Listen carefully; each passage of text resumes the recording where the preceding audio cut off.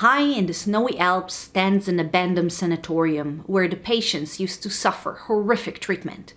When it is renovated to become a hotel, it still holds and presents some of its artifacts like a museum. 2 years prior to the hotel's opening, the first murder occurs, and now, as the hotel is up and running, a new series of gruesome murders begin. Shocking.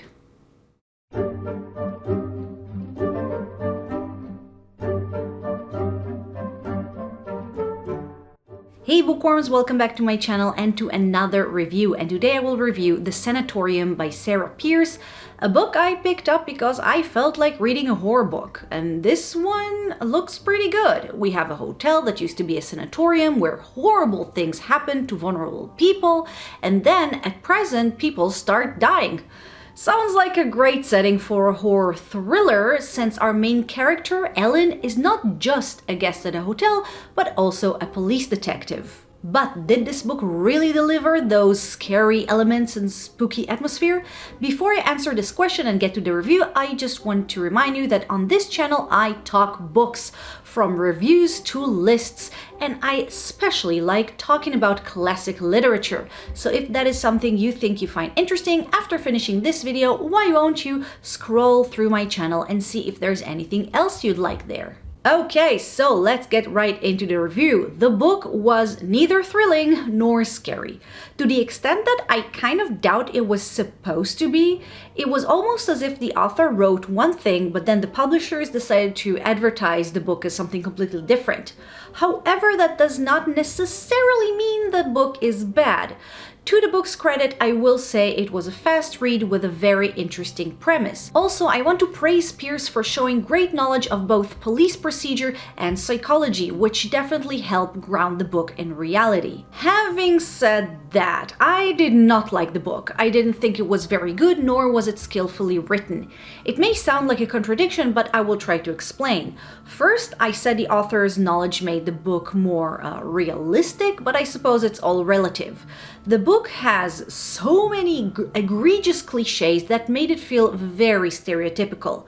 Among them are a police officer with a traumatic past who happens to find herself in a situation where she is alone in charge of an investigation, which has a lot to do with the subject of her trauma. The supportive boyfriend who understands, except when he doesn't. The tomboy who sees women who apply makeup as foreign, fantastical creatures. And no spoilers, but a monologuing villain who explains at the end exactly why and how they did it. Also, let's add to that the suspension of disbelief, especially with Ellen's character.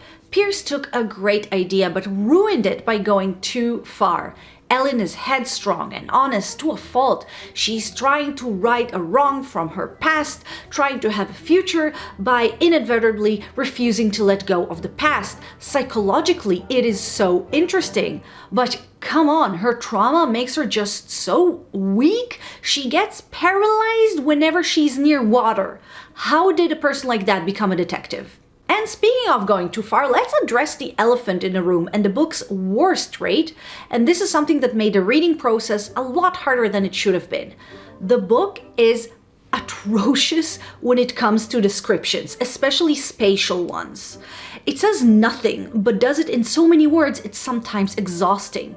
It will have just 1 or 2 adjectives too many to make a sentence feel cumbersome without contributing anything to the story. But then you'll have physical spaces, and they are so under-described you have no idea where things are in relation to one another.